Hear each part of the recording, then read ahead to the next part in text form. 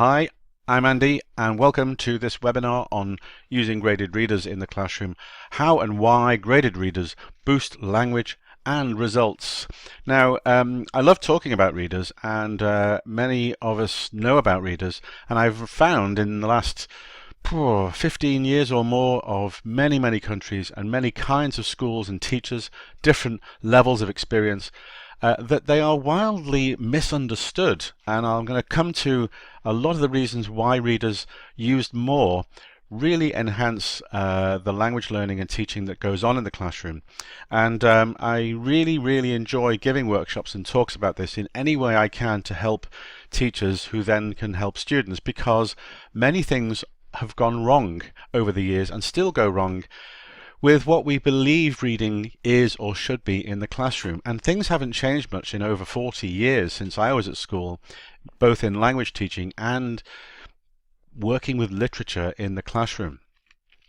Now let's start, I think, first of all with us, because before we can fix the students' reading, we need to fix us. Now, look at this picture and think to yourself, wow, that's nice. We do normally. We think, oh, lovely to read a book. Now, this may not be you, but in my experience around, like I said, many countries and many different kinds of groups, most teachers tell me that they don't have time to read. And I don't want you to feel bad about that, because we're going to fix it. But if that's you, and I'm suspecting it probably is, because most adults say they don't have time to read, we're going to have to rethink what we mean by time. This is lovely. This is a holiday, probably. Somebody's on holiday reading their book, and it's great. Lots of time to read your books. And I just want to say that's great, but it's not a reading habit. It's great if you take books on holiday, but I mean, that's probably once a year, twice a year if you're lucky. And then, I don't know, maybe sometimes you've got your smartphone with you and then you're not reading the books either. Now, again, there's always somebody in the room when I'm doing these talks about reading. They put up their hand and they say, Andy, I don't know what you're talking about. I've always loved books. I love reading and I never stop. And that's great, because I think there are people out there like that, and they seem to be able to read no matter what. But the rest of the world is struggling to read. And a lot of it's to do with the digital revolution, although there are many benefits to digital in the way that it's given us more and more ways to read and ways to access more content. There's lots of easy to read research or news articles out there in any language about how it's changed our attention span. We have limited attention for many things now, not just reading. And what I would say is that we have to fight back. I noticed a few years ago, I would say that I noticed, despite talking about reading with teachers and encouraging more reading in the classroom and at home, despite the time constraints of the timetable, which we'll look at in a moment, because you could be thinking, well, you don't have time to read in class, I've got other things to do. This webinar is going to examine that.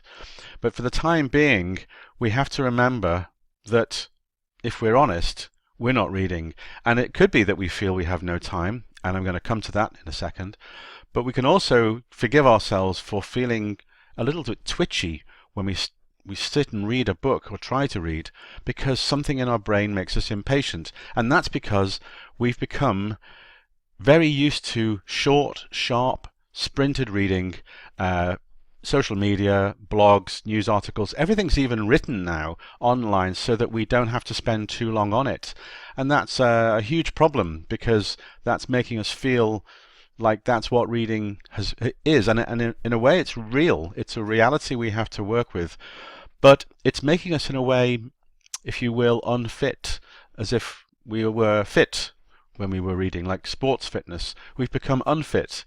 Maybe we're better at multitasking, although research says multitasking isn't that healthy or even productive. There's no question now that by using so many screens and using our smartphones all the time, including our students, okay, because that's affecting them too, we've lost the ability, if you look at the right-hand picture, to sit quietly and read a book. And look at the thickness of that book. That's maybe 400 pages or more. And when students look at that, I mean, I think teachers and adults too, they look at it and think, oh, I'm never going to get through all that.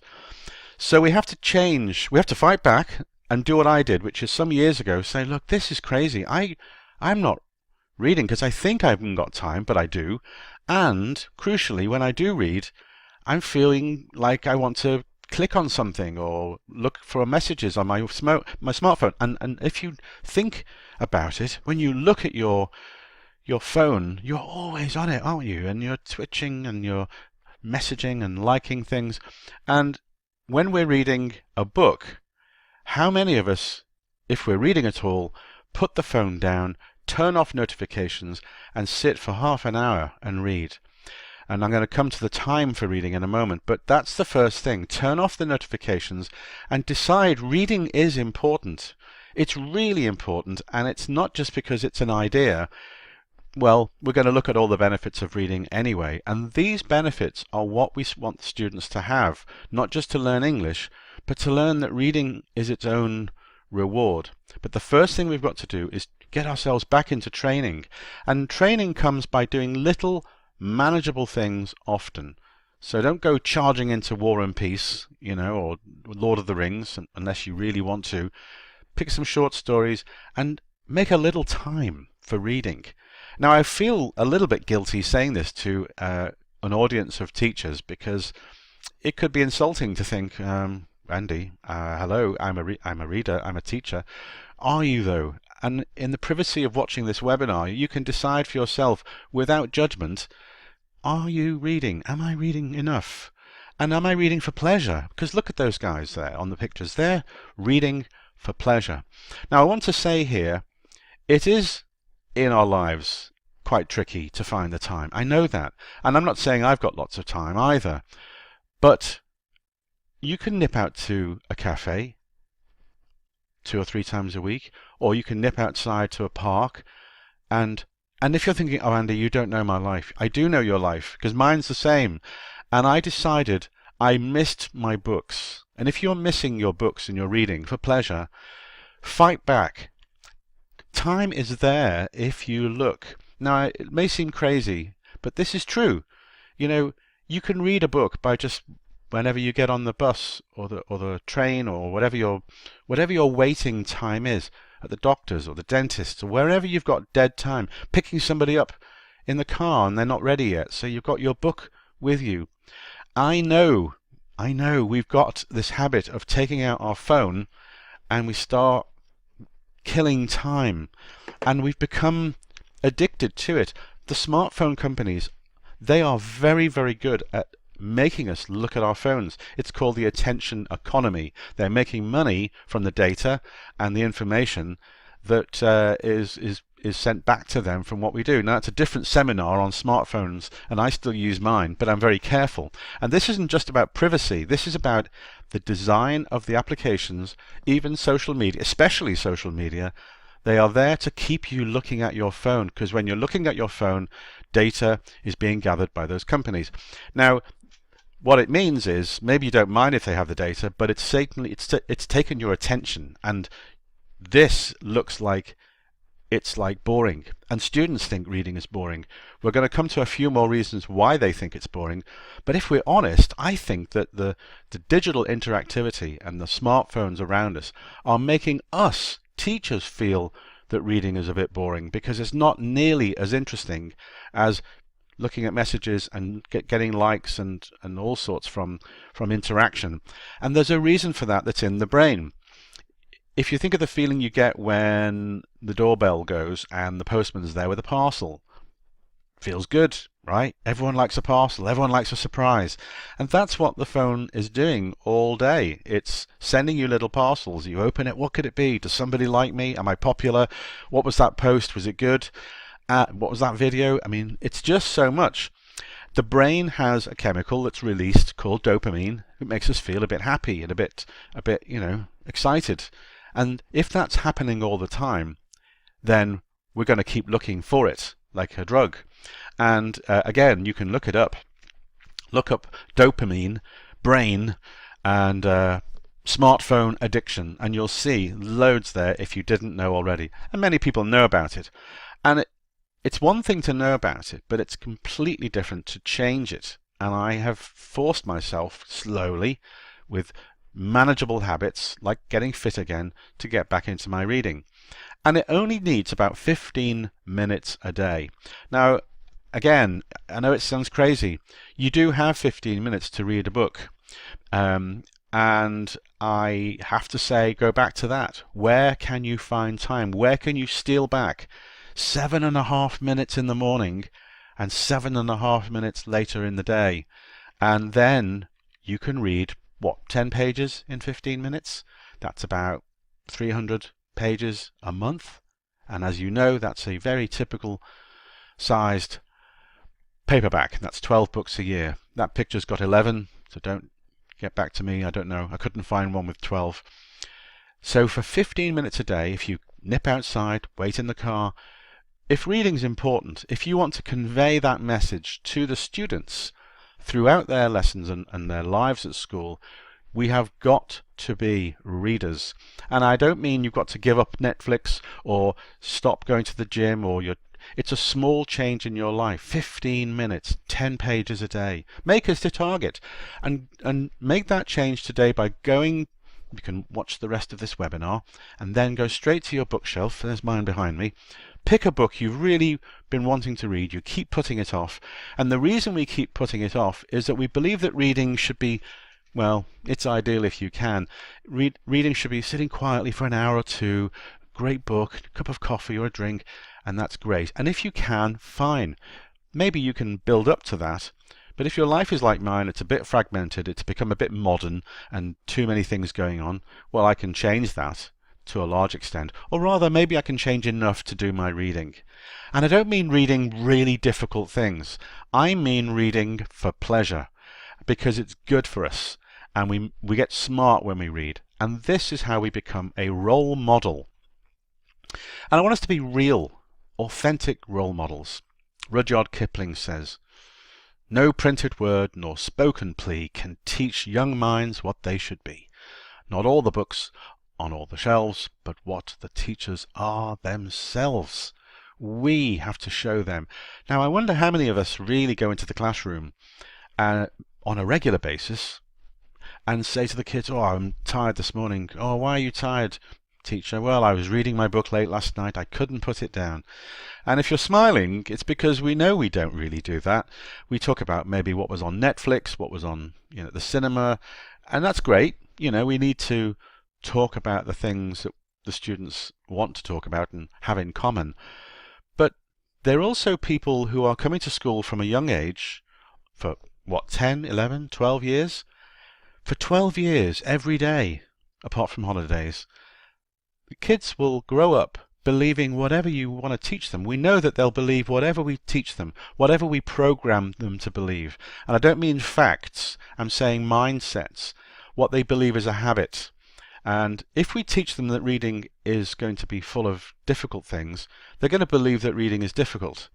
If they believe from your example, accidentally, and from the parents of the kids, they will see that the parents don't have time, you don't have time, so they're going to come to school thinking, why should we find time? So there's things we have to do, and it doesn't mean everything you do has to change, but before we can do activities with graded readers, and there's going to be another webinar on that, we need to make sure we firmly place graded reading at the heart of our timetable and curriculum. Not replace it, just add something, and something might have to go. But we'll look at that later. But first, we really have to buy into the idea that simplified reading for pleasure, with the benefits of reading, has a place in the classroom and at home alongside the formal teaching. And we have to read and be readers and reclaim that passion we had. If you're a teacher, you must love reading, or you used to. So we've got to do that for ourselves again and show the students that we are reading. We're not just making them read because that's what you do at school, but when you leave school you can do whatever you want. That's not what we want. We want them to be lifelong learners. That's what we say, isn't it? So let me just introduce you quickly to my parents who are alive and well in the room next door, because I'm working from home. And I'm showing you a German word there because, first of all, we must be role models. But then we need to understand what happens when we read in a certain way in real life that should transform by the end of this webinar the way we feel, the way you feel about reading in the classroom, because it starts here with my parents. And it's not because they were, reading all books all the time, although I did see them reading a lot, but that's not what happened to me. I, at school, liked reading at primary because I can choose my books, and we had book clubs, and it was fun. I mean, I didn't like primary school much in my case, but it was okay. But the reading became very difficult and boring in the secondary years. And that's what often happens, I've noticed, from over 30 countries in English language teaching. Most teachers say, oh, my students love reading, it's not boring. Yeah, and I bet you're a primary teacher as well. And they go, yes, I am. That's because we all seem to have fun at primary, and then all the fun disappears in secondary. And we know why, exam and pressure and parents, but that doesn't make it right. We're going to fix that. Or rather, I'm going to offer you the solution based on 30 years or more of not my experience, but the experience and training of many other established and very well practiced reading trainers. And my message today starts with this picture of my parents, which is the fact that they used to visit me when I lived in Germany. And I was a teacher of English in Germany, all ages and levels. And this word, if you don't know it, or you've looked it up by now, means diversion. Okay, it's Umleitung. It means it's connected with and Leitung. Leiten is the verb to lead, direction, and is around, and so you have the road sign, which means diversion or detour. Now, I was a teacher in Munich, and in the 80s, quite a while ago, my parents would come and drive all the way from my hometown near Liverpool in the northwest of England. It took them 2 days. There was no tunnel. They would drive all the way down to the coast, take a ferry, and then drive all the way down to the south of Germany to visit me. And the first time they did this, and they loved it. They used to love driving. You look out the window, you see things, and they saw this road sign. They didn't know what it meant, but when they saw me, they said, where is this place? Umleitung. They couldn't pronounce it, but they could tell me what it was, and I laughed. I said, it's not a place at all. It's a road sign for diversion. You have to go this way because the road isn't open or something. And they laughed because they said, oh, we thought it was like Berlin, it was big, Now, my parents are clever, okay, but they didn't know German, so why would they know? But they certainly noticed this sign, and they noticed it more than others. And they drove many times in Germany over the years to see me, and they never forgot this word, ever. In fact, I could ask them now, and they still remember it. They could probably still spell it. Now, my dad did try to learn a bit of German, but he hasn't done it for many years. My mum didn't really want to learn German at all. It wasn't her thing. She knew this word. Now, if you remember nothing else from this webinar, you need to remember that. If my mum, who didn't really want to learn German, nonetheless knew this word, and it's not an easy word, or a useful one really, because I guess even if you didn't know, they must have turned away and gone a different direction. She learnt that word by accident. The word, I suppose, taught itself to them. And I know this is true because it happened to me in Turkey, in many countries that I go to. I spend a lot of time in Turkey, teacher training, and I know this word means exit. Not because this particular example has a translation. It's because I see this all the time, like my parents. They saw that road sign all the time, many, many times. And look at this word in Turkish.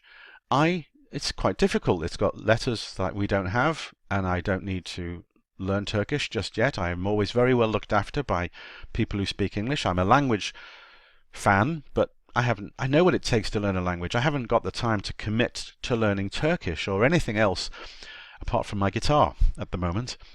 But this word, Cikish, I believe is the pronunciation, and I didn't know that at first, taught itself to me. And I don't even need the word exit, really, because I know an exit when I see one.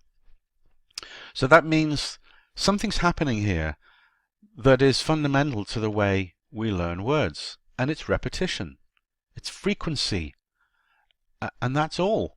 If I didn't see that sign every day, I wouldn't know what that meant at all. And you might think this is obvious, but it's everything when it comes to turning things around for that difficulty that students have learning words, and not just words, seeing structures in context and building up a fluency that is not the domain of the advanced student. It's something that anybody can do beyond beginner. We'll look at that too in a moment, but stay with me. Look at this. An Arabic word for stop, if you haven't already guessed. I would never have known. I don't know any Arabic, okay? But I know this because I went to Morocco not long ago and did some teacher training there on reading. And sure enough, most of my life is spent in hotel rooms, conference centres and training rooms, or classrooms, and in the backs of cars driving round from one visit or conference to the next. And sure enough, I look out the window and I see things. Now, I'm not writing things down. I'm not that, not that keen. I don't need to know the Arabic for stop. But I know this. In fact, I thought that was quite beautiful because it looks like, to me, like a little canoe, like a boat, and two little people and maybe some stars above them. Anyway, that was just later. But I can tell you that after a week driving round, I don't drive in these places, I look out the window, and sure enough, I realized, whoa, I wonder if this has worked on my Arabic, and I've learned that word, stop. And I know it only because I saw it so many times. Now, you could be thinking, well, okay, Andy, my students don't travel. They're not like you. They're not lucky enough yet to go traveling. It's not about that, is it? It's about frequency. That's the key. Not looking at the words over and over again for a test, because I'll show you how this can be done in the classroom. Let's take this a stage further. When somebody says, oh, if you really want to learn a language, you've got to go and live in the country. And that's true. There's London, it doesn't matter where you go to learn English, but I'm betting that the best experiences are when you go and spend time where English is spoken as a first language, as a mother tongue. And that doesn't mean after 1 year. Let's supposing I wanted to learn Italian, okay, and I go and live in Italy for a year. I'm not going to be fluent in Italian in 1 year. I mean, let's supposing I was a bit lazy, didn't really try, but there are going to be words that I will know by the end. And it won't be because they're easy. I'm going to come to that in a moment. What do we mean by easy? Practical, small words like 2 or 3 letters.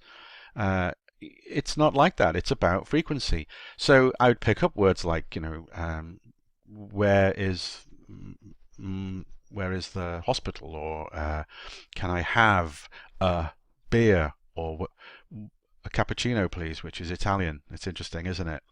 So exposure is what happens to us, and we only pick up the words that we are hearing all the time. And this is exactly what we do as babies and toddlers. We learn language not because we need easy words. We have a practical need for certain structures and vocabulary from our parents, probably, or the people looking after us, and those are the words that we learn. So a child will have mummy, and daddy, and hungry. What else? Tired, toy. They're not simple words, are they? They are, well, yes, they are the words that the child needs the most, as I would if I was in need of certain words and things in a country I'm staying in, where I'm learning the language. But this is not because they're easy.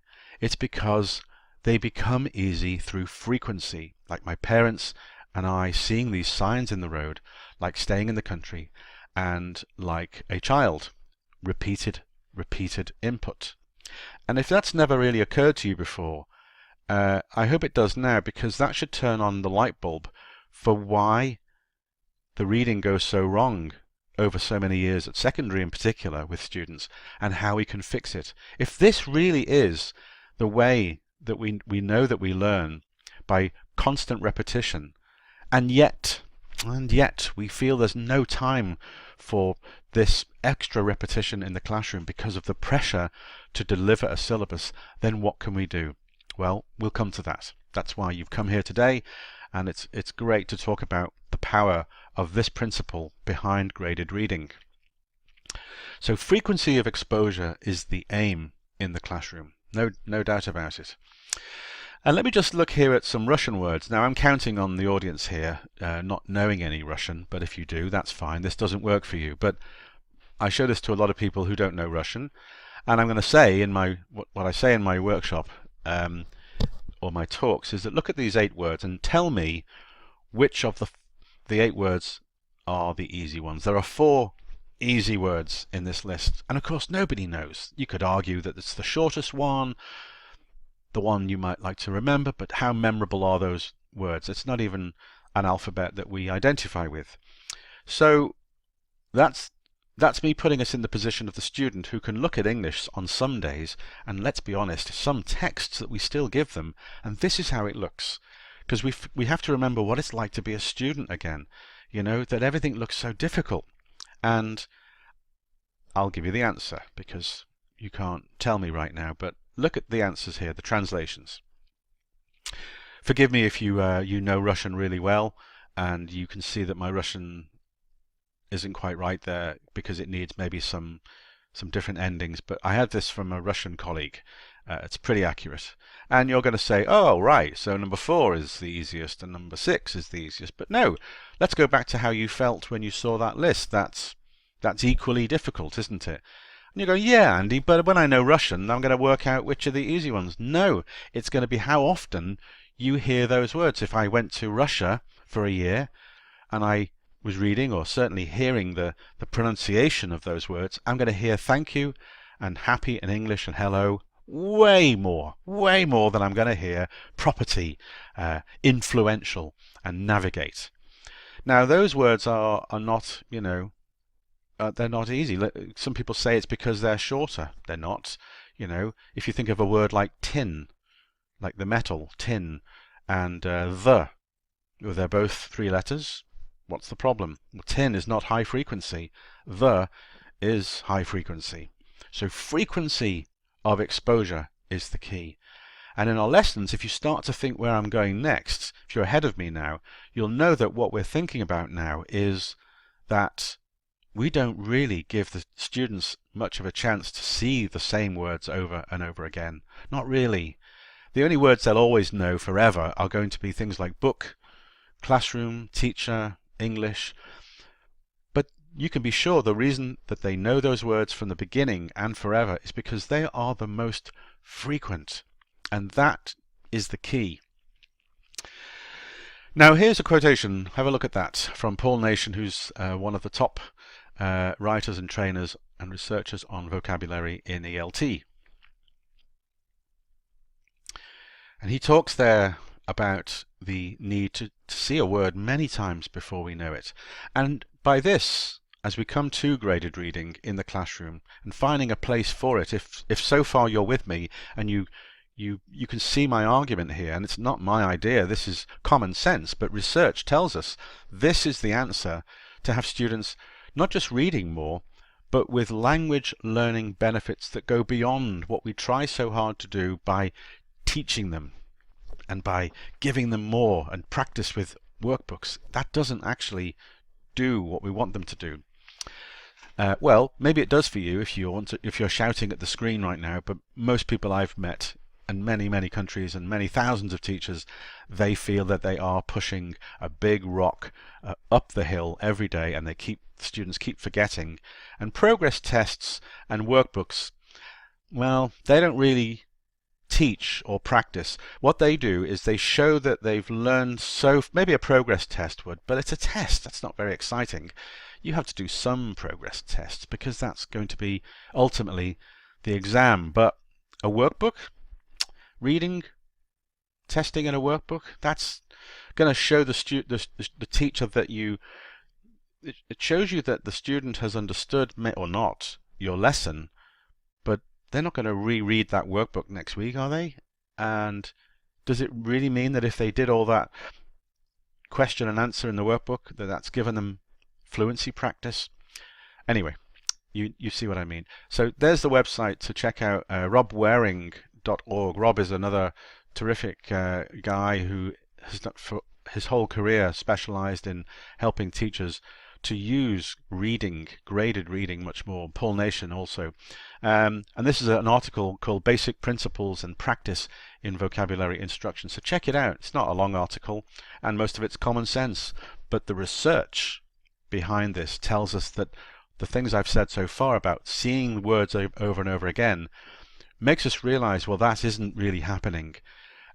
Because course books, if you're using a course book to teach English, the job of the course book is not to do this. The job of the course book is to give, if you like, a roadmap for the end of the year, for the next year, to deliver pieces of English, topic by topic, language, structure by structure, until we get to the end. But that isn't really, it's like building a house brick by brick, but they don't really stick. And I'm going to look at how you can make that stick much more. And the principle is reading extensively instead of intensively. Here's another quotation from the same article by Rob Waring. Have a look at that one.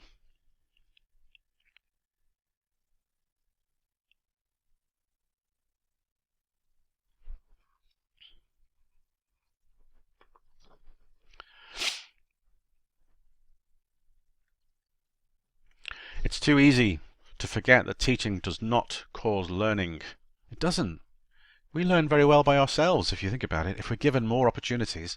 And to forget that, because students have finished a unit, does not mean that they have mastered all the words in it. And I can tell you, and in the end, at school I was learning word lists, vocab lists for the test on Monday. It can do some good, but it doesn't really, it's a false belief, isn't it, that word lists memorized is going to really do the job. I mean, to some extent it does, but we could certainly make it easier on the brain. I don't think the brain really responds well to lots of lists week after week for 5, 6, 7, 10 years every week. It's like, well, we've always done it like this, some teachers say, and the parents, they certainly do. That's what you have to do. That's school. And people like me and others out there who say, well, just because it's always been like that, does that mean we have to still do it? Could we make some changes? And I argue in this webinar that you can and you should. And you've got lots of help there, which we'll put out towards the end of this session. But there's the journal once again. And the final quotation from there I'd like to show you is from Rob Waring again. We do not have enough time to teach everything about a word, so students have to become independent word learners. Not list memorizers, but readers. And I think we can all agree that we don't really have time. It's not a feeling, it's a fact. We've got plenty of new language to show them, but we need a language teaching assistant, don't we? Someone else to help us to do that extra practice, not workbook practice, not examining, just going over it again, not as grammar explanations, but to see the very language that you've taught in context in an easy way. It doesn't have to be difficult every time, because that isn't going to help them. And I'm going to show you an excellent example of how this works in the classroom. So let's just quickly remind ourselves why we actually read. So we've looked at, we need to be role models.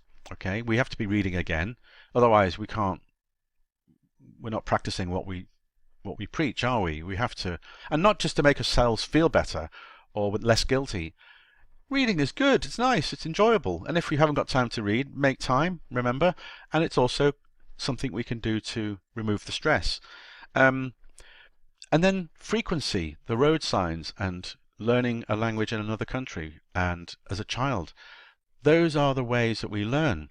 Now, let's think about why we read, because we don't want to teach our students just English. I mean, I've done other webinars that you can maybe see, or I can come to Italy again and talk about why English is more than what we give them. It's a skill. It's not a language subject. It's a subject for us because we like languages. But the students, they need to see that English is a skill, and a basic one now.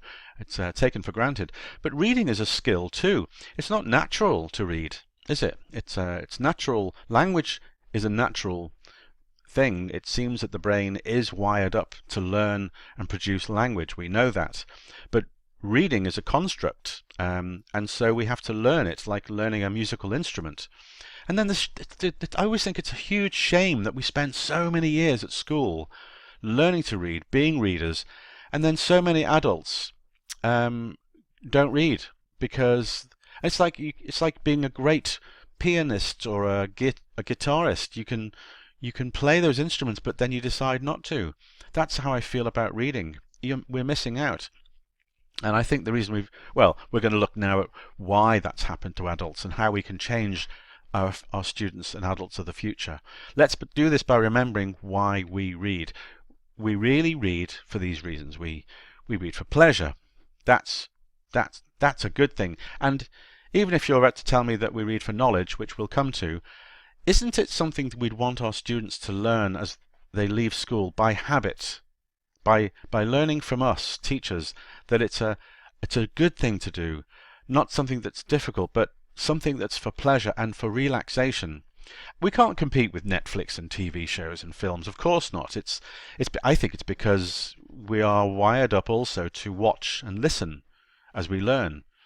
That's not the same as reading at all. I think if you want to watch a film when you're tired, I think that's probably natural because I'm the same. Reading does take some effort. You've got to move your eyes across a page and take in what's going on, even if it's a simple story, but you know it's going to be 300 pages. You've got to sustain a level of concentration. That's not the same as watching, a sitcom on TV, is it? But don't feel bad. Do both. My wife can do both at the same time, which I can't. But we read for pleasure and relaxation. Now that is a fundamental message to give our students, as well as all the other things that we do with reading, isn't it? Otherwise, English is just going to be this mechanical series of grammar points and vocabulary items, followed by tests, and then we wonder why they don't like reading, So we read for pleasure and relaxation. That isn't something we tell them to do. We've got to show them, give them time and space and opportunities and books to do it. And we're going to show you how to do that. Yeah, of course, we're going to be pretty smart if we read books. Not just one day we hope that they'll continue reading.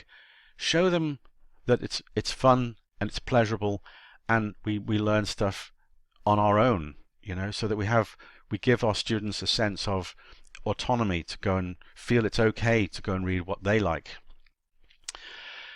We also know that reading, it could be non-fiction too, but certainly as you read lots and lots of novels, and we encourage students to read novels in their later life, you learn about all the world around us, and that is really good for our emotional intelligence and being cross-culturally aware. How many books can you think of that you've read where you really just couldn't put it down and you learned a whole load of stuff about another country or other people's lives? You'll also learn, as we know, by showing kids of all ages different characters means different dilemmas or narrative conflicts, how those conflicts are resolved badly or successfully, how people interact together. Think of all the things in a great novel, whatever genre it is. That's when you have a chance to see other people and how different characters do different things in different worlds. That is why reading is another huge advantage. And of course, the more you do that, the smarter you get. Look around you. Think of the people you know who read a lot of books. They're smart. Maybe that's you. I hope it is. Now this list is why we read in the real world. Okay, and I'm going to stop for a moment and pause there because we have to look at that list and make sure that from now on, if we're not already doing it, we are teaching this to our students. There is a language learning benefit, yes, in case you think we haven't got time. But even if we weren't teaching English, which would be crazy because you're an English teacher, but wouldn't this be a great thing to teach our learners anyway, that they know by habit in the classroom and homework with a different approach to reading, which is dropping the level, which we'll look at? Wouldn't this be a great thing for them to learn? Because they don't think about that. If you ask a student, and I've done it, and I've asked teachers who've done it, so I can tell you I've done the research. If you ask a student, and you know what I'm going to say, Look at that boy. Look at him. If you ask a student, why do we read? I don't know. Are they going to give you this list? Somebody might. There's always a few kids who like reading anyway, and we must help them, but in a way they don't ever really need this kind of help. They're going to be readers forever anyway. But it's a small percentage of your class, I can tell you that. Maybe you're one of the lucky ones, but I wasn't that lucky. I had to develop this. When you ask a student why they read, they will tell you that we have to do it because of the exams, and we're reading with you, teacher, because we have to learn English.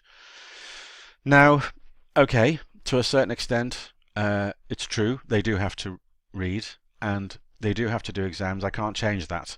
I can change some of the things about the have to part of it, and I'm going to show you how.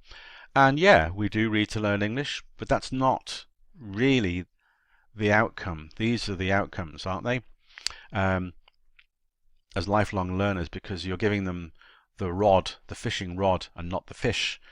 They can go and keep fishing for themselves. But learning English is an outcome, but it's not an outcome if we tend to teach English as a series of rules and lists of words, which is what course books do, because course books are only really part of our message. The rest comes down to easy practice, not difficult practice. And that's why the student's got his head in a book in despair, because we've taught him over the years that at first, at primary, it was quite good fun because everyone was joining in, it was easy, it was lively, and now it's become something that they never get to choose. How many students do you have choose their own books to read? And I find when I do this talk at conferences of all sizes and workshops, a few hands will go up from the teachers to say, yeah, our kids do choose their own books. And some of them are chosen by the teachers. But I would say in 90% of the cases I've found around the world, teachers choose the books for the student because the boss, the headmaster, the exam system has told you to.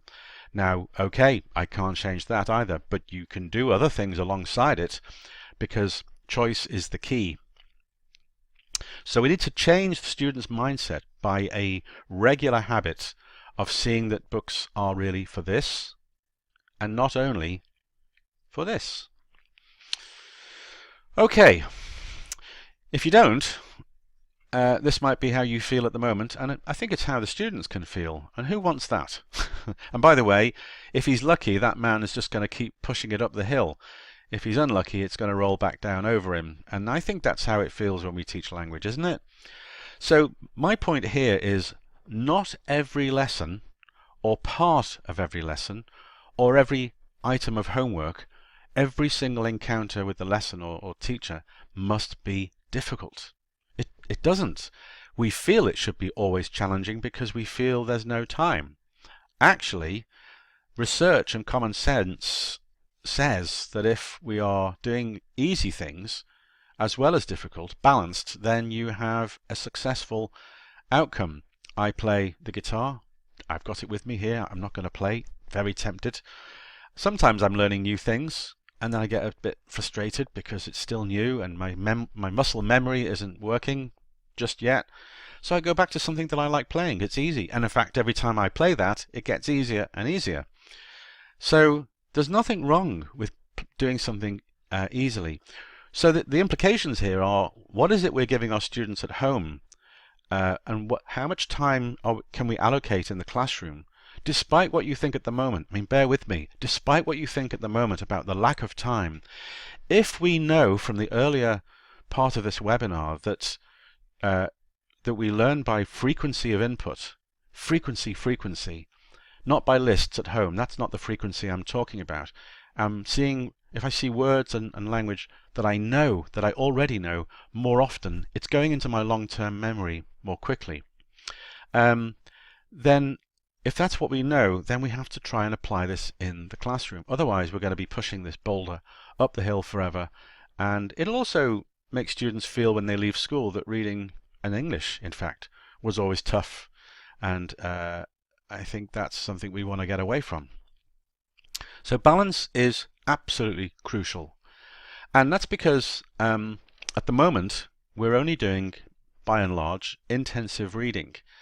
And when they do reading with you, I'm betting that, I mean, today is a chance to change, okay? It doesn't mean I'm criticizing anything that's happened before, but I do criticize teachers who know this, what I'm going to show you, and don't change, because this webinar is not just an interesting webinar, I hope, and you go back to the way things were. I would argue that if you watch this webinar and what I'm going to show you next, and you follow the arguments about frequency and about motivation and about being a role model and reading for pleasure and reading fun things without challenging, you can't go back to the way things were. It doesn't make sense. Why would you keep doing that same pushing the rock up the hill if you know that you could balance it, and with success as well? So intensive reading is only part of it. It shouldn't be the whole thing. And by intensive reading, I mean that we're always giving them difficult texts, because we're going to show them some language, the new lesson on present perfect. Look at this text, let's read it. You know, it's usually short, because the course book has got a short text, and then there's going to be a test. It doesn't matter how. I've written some course books, and I can tell you that even if I make the text super interesting, the students aren't really thinking, wow, this is a great text on dolphins or earthquakes, or, you know, what I eat for dinner, because they know that the comprehension questions are going to follow, right? They also know that in the course book they're looking all over it thinking, oh, this is going to get harder, look at the next question, look at this, okay? We don't have to do that all the time, and many teachers don't now, I'm pleased to say. But if you're going to give students difficult texts which are short and followed by comprehension questions, and they get no choice, remember, they have to do the same one. Everyone gets the same level text, the same topic, to do your language lesson or to do new vocabulary, and they have to finish it and understand all of it, because there's a comprehension and a translation probably, and it's limited. No variety, no choice. It's whatever we give them. They have to swallow it, you know, like bad medicine. You know, I don't like dolphins. Well, you have to read it and then do those questions. This is school. It's not going to work. It leaves everybody completely without motivation, and you know it, okay? So we're here to finish that process and change something else. We're going to balance to extensive reading. Yep, you guessed it. And the intention there, as you can see, is for practice and pleasure. Okay, so we're going to find now time, even if it's just 5 minutes of every lesson, and maybe some of the homework every week is easy, not difficult reading. You will have a balance. Not because, hey, it's a pretty cool idea to have balance in the classroom, because research of 30 or 40 years, I believe, in extensive reading, and you can Google it, shows that the students who read for practice and pleasure at their level or slightly below their level, with things that they choose, not by the teacher or the system, but because that's what we do in real life, we choose our own books according to our level and our interests, then you have a successful outcome. This is the list we want to get from extensive reading. When I say easy, if you look up extensive reading or using graded readers, the idea should be that when the student has chosen a book, they choose a book, and we're going to have a little moment here on how to set up a mini library in a moment in the classroom. Not a big building of books, just enough for everyone to have some choice. If they can understand about 95% of a title, okay, without stopping. That's what we want. We want them to read without stopping. That could be 4, maybe 5 words per page maximum that they can't understand, that they might look up, but I kind of want them to keep reading without stopping. Don't you find if you read sometimes you don't know every word? Even now, I know enough English words. I don't look up any more English words. And I know that there are some I see and don't look up. I think, oh, I don't know, I'll keep reading, because it hasn't stopped me from understanding the story. That's what we want. And I think unless we do that, students are going to, let's remember, how long are they at school? 12 years, I think. It depends, of course, from country to country, school to school. But that's a lot of time. That's thousands and thousands of hours of students looking at texts that were on the left-hand side. Difficult, short, tested at the end, no choice, got to finish, always limited, don't feel great. Let's give them the right-hand list as well. There's nothing wrong with that left-hand list. It's perfectly normal because you need to teach them new things and challenge them. There's nothing wrong with that. But if the left-hand side of that list, that intensive reading, is the only thing you ever do with the students, that is wrong, because extensive reading with a balance will give you a motivated student.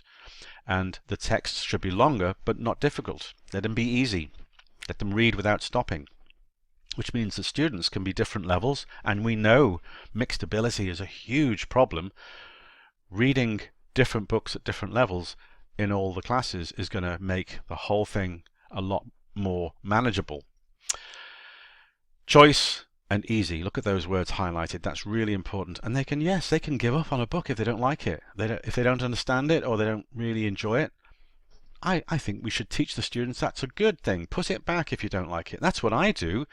Again, you know, I hope I can come and meet you all. Come to Italy and do this live, because it's great fun. We can talk about the books that we love, the books we give up on, and we're teaching the students to feel bad if they don't like a text or can't understand it. We've got to teach them that you don't have to understand everything if you're choosing something at your level. Sure, challenge them to kind of increase the level a little bit.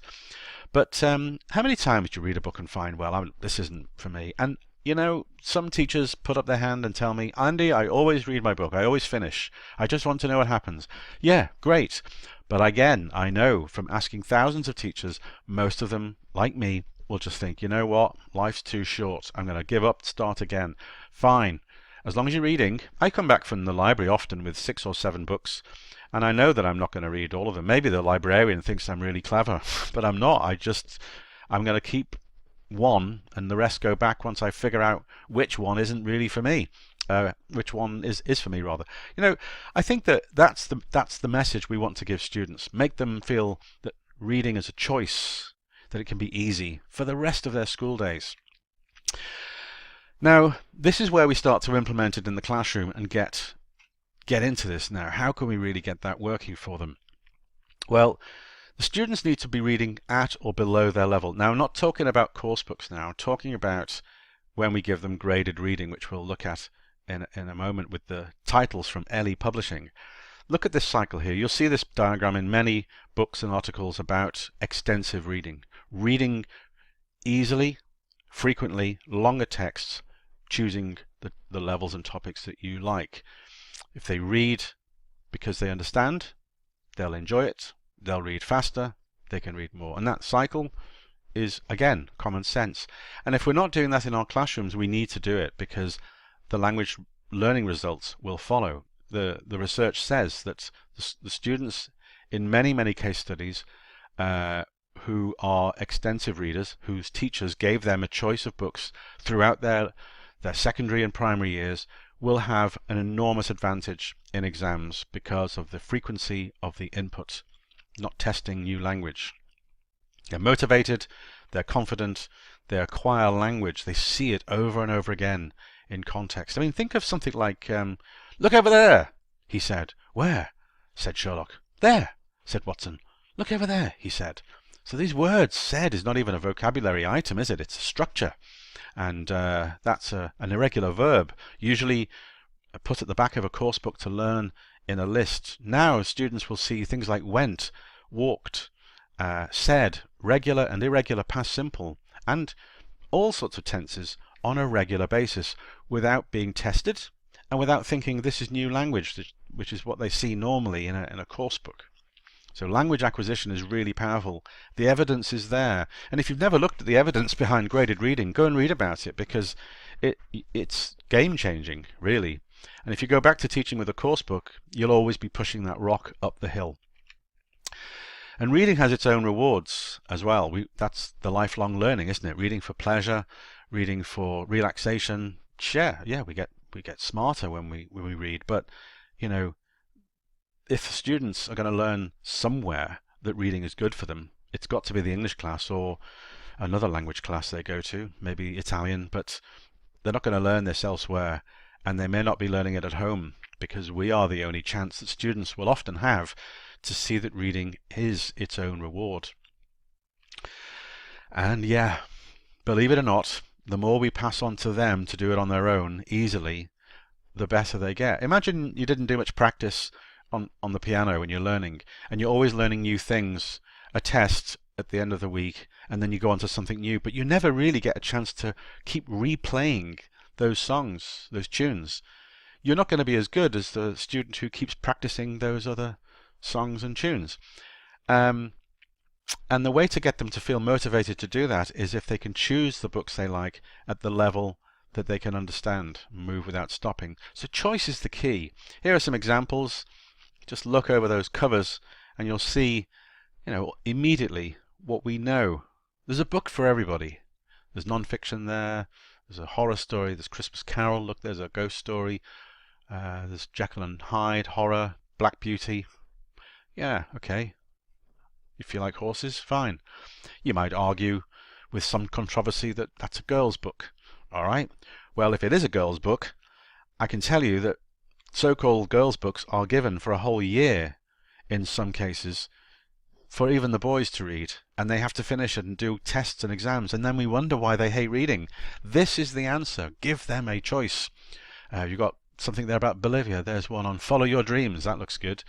And that's an activity. We're going to do a different webinar on activities, on how do I use these readers. Well, this session really is not about how to use them for activities, because we can and we will.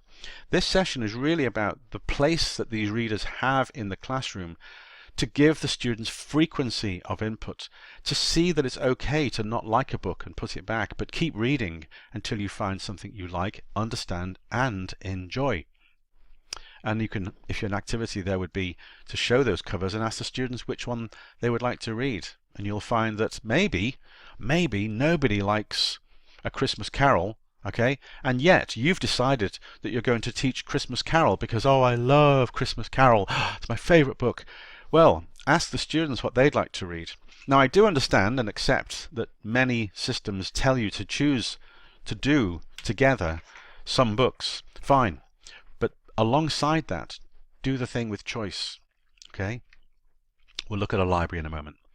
There's a choice of non-fiction. Look at that.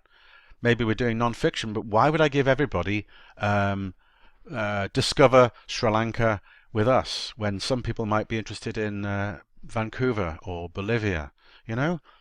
Surely my success as a teacher is going to be from my kids, teenagers especially, where they feel really demotivated because of all the forced reading and forced comprehension exercises. Surely a success is going to come from them. Well, okay, I'm going to read. If my teacher's saying I can choose what I want, I guess I'm going to read this one, Dorok's Cats, because I've been to Istanbul or whatever. So look at the legradedreaders.com website, and that's where you can start to see, or you can download the catalogue, see a range of titles of all ages, all levels, all topics. Get to know graded readers, get to know the value of them, get to know what kinds of different titles that are there, and talk to your colleagues and, yes, your boss, your headmaster, your principal, about how you allocate the funds and money in your school. I know it's political, I know it's tricky sometimes, but again, this webinar argues the case successfully, I hope, because many people have gone before me to help other teachers to change a little of what you do over those many years the students come to school. If they're going to keep coming to school seeing a difficult text, followed by a language lesson, followed by exercises, followed by something new the next day, the next week, the next year, it's not going to help them. They get something, they obviously pass the exams, and some do very well. But how many more could you get to do better? And the answer is with graded reading, finding more time for it. Remember, finding more time can sound a little bit frustrating or stressful. Oh, you're busy, we haven't got time. I'm saying, look at this. Think about how you could find more time. And, for example, find a book that they would all like to do. Make it short, make it simple. Do it just for reading out loud with them. You can read out loud to them for 5 minutes at the beginning of every lesson until the book is finished at the end of the week. Talk about it a little bit. Give some homework related to the course book from the reader, but don't test it. And next week it's a different book. So the confident students, they don't get bored because they know that there's another book around the corner, or in 5 minutes you're going to do your next lesson, the next part of your lesson, and the weak students will be really thankful that there's something they can follow and understand. So that's really key. And if you do, and I think you should, read to your students every lesson, it can calm them down. It could be at the end or the beginning. Then try it. You are not only giving them frequent input, but drop the level. Remember, don't make it difficult. Make sure that this is not about testing or challenging them. This is giving them something for fun, but not because we want to be super popular, but because it will motivate them and it will reinforce the language they know already. Absolutely critical, and I wish I'd had it at school. We didn't have it. But you can see a huge difference, and yeah, it will balance the intensive reading that goes on. And there's lots of opportunities that will come out of those readings to talk about the characters without testing them, to engage more with content from a story as well as whatever you're doing in the course books. That's the other thing about course books. The texts are usually isolated. You know, you do something about somebody who's gone down a zip wire across the Grand Canyon. Next unit, it's life in the future. They're kind of interesting, nice design probably, but nothing really hangs together. And the students know that those texts are really just for a language lesson, and that's not the message we want to send. We don't have to send it anyway. Now let's look at this quickly. Here's an example from the title on that last slide. Let me show you. From Alan, My Vancouver. Okay, now I've taken a text from there. This is one of the main reasons we should use, in fact it's the main reason why we should use graded readers. And here's the answer. Repetition of language. Once again, frequent exposure. There we go again. Repetition of boxes. I guess you can pause this webinar maybe and screenshot it and you can see the text later and read it, but I don't want you to read the text. I want you to notice the frequency of language. There are two reasons I think that graded readers exist. The first one is what everybody knows. Most teachers know. It's there. Readers exist to make a difficult, long, authentic story super easy to read. That's great. But what's easy? One person's easy as another person's difficult, which is why we have to mix up the levels. But the second reason, and I think the most important one, is this. Graded readers, they're not easy to write, you know. You've got to really get the flavor of the story and maybe the style of the original, if it is from an original, maybe classic work.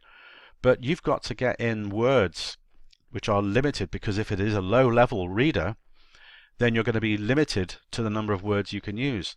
That's great. It makes it difficult to be literature, but these books are not trying to be literature in the classic sense. They're trying to give students easy things to read, but above all, to repeat language without being boring. How many times would I look at the word parents on a word list before I got bored for next week's vocab test? Here, I don't think my brain's going to realize it's seeing the words again. It might be very happy, of course. And if a student's looking at this and many words, many words are difficult, this is the wrong book for them.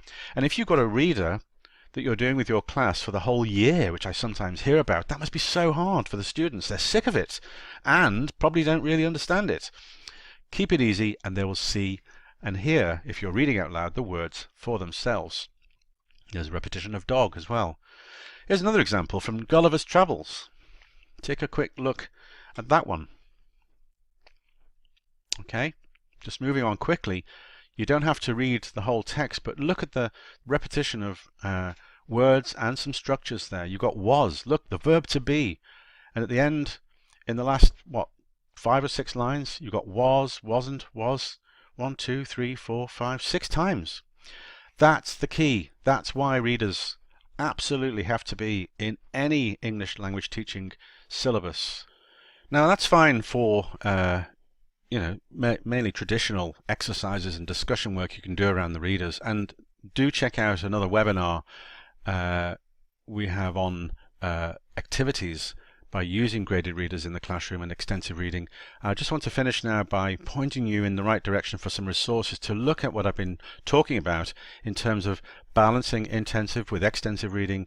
Here at the legradedreaders.com website you can download the catalogue of all the languages, including of course English, and here a guide to the readers, not just different activities, but also ways to use them for drama, for choosing how to choose the reader, how to get the class going. So that's a great guide for free. There we are with pre-reading and while and post-reading. Now of course those things will appear in course books, and there's nothing maybe new about those ideas, but let's remember that these activities are related to texts which are like chapters in a book, which hang together in a memorable context. Vocabulary learned and structures seen on a frequent input basis, as we've been talking about, is all hanging together in a topic like Canada we saw earlier, or a whole story like Sherlock Holmes or Frankenstein or Black Beauty the horse. These activities are more meaningful actually if it's to do with a story rather than the students just think we're doing it to learn English. And anyway, I think generally it's okay to do activities like this to get them, activating their knowledge, thinking about what's going to happen next, and getting involved in the story. And I think using stories there's nothing childish about it. We all love stories. We are surrounded by stories, and anybody who goes to conferences or reads blogs in English language teaching will tell you that storytelling is key. It's even bigger than it ever was, and it's great because we need stories. That's what humans do. They tell stories, they like to hear stories, and that's the way to hang on the language lessons and the input. It can be good for role play discussions, and you'll see that in the guide from LE Readers. Drama 2, acting out the stories, being the characters. So Google extensive reading, check it out. Extensive reading, ELT, graded readers in the English language teaching classroom, extensive reading. If it's new to you, then I'm glad that I was the guy to help you know about it. If it isn't you, well, what have you done about it? Can we help you? Can you contact me or Ellie to support you? Have you found that there were obstacles? There's loads of things out there by the great and the good, people who have written and trained extensively in English language teaching, specializing in reading and vocabulary in particular. We mentioned Paul Nation earlier, Rob Waring. There are many others out there. There's Alan Maley, who is a huge advocate of literature in the classroom and all the benefits. You can go to special interest groups. There's the British Council doing articles about extensive reading. There's Facebook groups. If you look on social media, hashtag extensive reading, hashtag graded readers. Look at those. There's one in Italy, the Extensive Reading Foundation of Italy. People share ideas. How did you do it? How do I start my class? How much should they read? I don't know. Well, ask people. People are doing this, and they decided to change it because their system was broken. It is broken. I think if we show students texts all the time that are difficult and short and no choice, followed by questions for 10 years or more, they're going to say reading is boring. And I think that's what we do here, right? Here is a website that I think everybody in English language teaching should know. It is ER Central, Extensive Reading Central. It's a free resource, and all the questions that you might already have been thinking about or just queries about, what is this? How do I do this? I haven't got time, really. Just get to know extensive reading. Google it and look at Extensive Reading Central. This is free by teachers who've been there before you and helped everyone and still help today on how to do extensive reading, how to choose the right readers, deciding how much the students should read.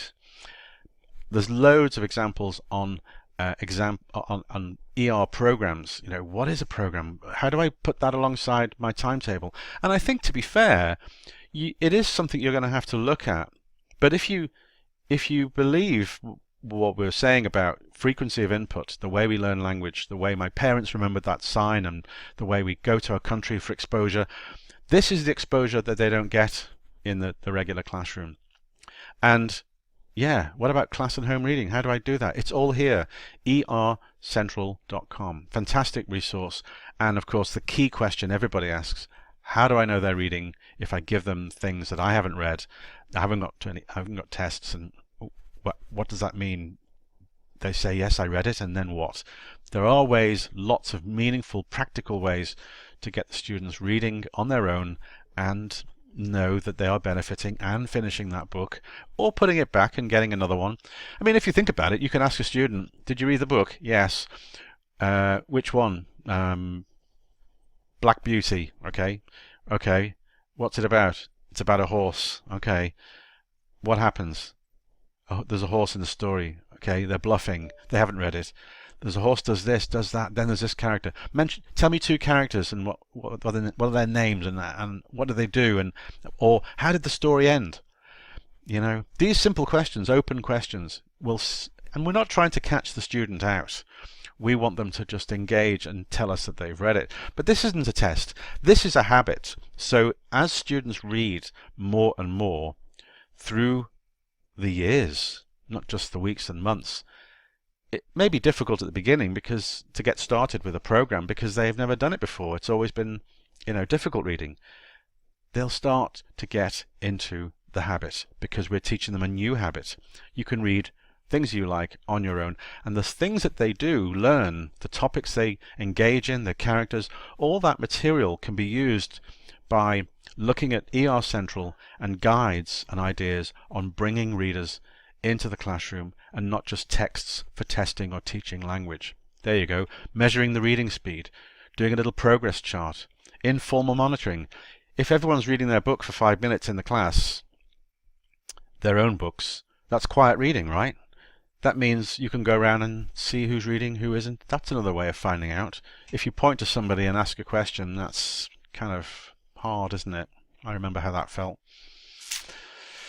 If you go to ER Central, there is more there on resources for what kind of worksheets can I give them? Well, not a test. Do this. Just do a simple survey of what did it for you in the book. The book was exciting or not exciting. Here you can put an X on that line to show was it really easy to understand, or was the story difficult to understand? Was it enjoyable, not enjoyable? Where on that scale would they put it? Just simple. Marks out of 10 for the book. This book was. My favorite character was. My report, 50 words, very short. So if these are simple reports, that you have an idea what they're reading, okay, and what they thought of it, and that can be your guide. It's not lots and lots of marking. It's a change for what you're doing already, maybe, but it does give the students a chance to learn to be readers with language acquisition results from what we were saying earlier. A book borrowing sheet is the simplest thing to create. You can find your own way, or maybe the students will help you find a simple coding system for your book library. If you get just enough books for 2 or 3 students in a class, or many classes, that means that there's variety. You don't need thousands of books in a class of 20 kids, maybe 60 or 70 books, but that same 70 books could be a selection shared by other students. When it comes to money, sometimes people allocate the money. Sometimes you can ask the parents to buy 1 book for the school, or give the money for 1 book for life, not every year, because they'll say, oh, we're always buying books. Just 1 for the price of a large cappuccino and a large piece of cake. They don't think twice about that, but that money could be a book in a library. Then you create a system of books going in, books going out, and this will take time. It's not going to happen overnight. So start small, get to know it, try it on a couple of classes through a year, and build up like anything that's new. But trust me that this is not reckless or difficult. It's actually something that's going to help you in the long run. And actually, I believe results can be quite quick. Over a period of 2 or 3 months, a student that reads 1 text at a certain level that's okay, if they read that same text later after reading many books of the similar level, then their fluency will increase, their reading speed will increase. And you can do a simple thing to find out the students' word count by doing tests on how much can they read in a minute. And that's something you can do when you're setting up the program at the beginning. So remember to make time for your own reading. Find little bits of time. Steal 15 minutes a day to read your books and be a role model. Remember that frequency is the key to seeing words over and over again in a context will really help them. Balancing your curriculum with intensive and extensive reading is the way to go. Get to know it. Offer them a choice by level, by topic. Go to the LE Readers website and download the catalogue and get to know the different books and let them see that there's a choice. Create a habit of putting books in and out of a little library and incorporating those ideas into the classroom as you go. Sure, it takes some preparation, but as with most lessons, you'll find that it gets easier and you've established a routine. And yeah, that's exactly what happens. They will, if they understand what they're reading, they're going to read more. They're going to feel encouraged. If they see that reading is part of your class, they won't question it after a while. They may not like doing grammar and worksheets and workbooks, but they've accepted, more or less, that that's what they do. Let's let them accept that reading easily and by choice is another part of English language learning, and then you have a very different kind of student that leaves school. They don't just believe that English was a subject, they believe it's a skill, and that reading is a skill and a lifelong learning skill, and that's what we're also teaching. So that's how and why graded readers will boost the language learning and results in your classes. And I hope you'll look back on those links and information, download the guides and check out for yourself and get to know it. Take your time and work with colleagues, and as a team you really can make a huge difference. Drop me a line with any questions or feedback, andy@eltconnections.com, or contact your LE representative international at leonline.com. That's the email there. So we'll be doing some activities on using graded readers in another webinar. Thank you for watching, and I'll see you next time.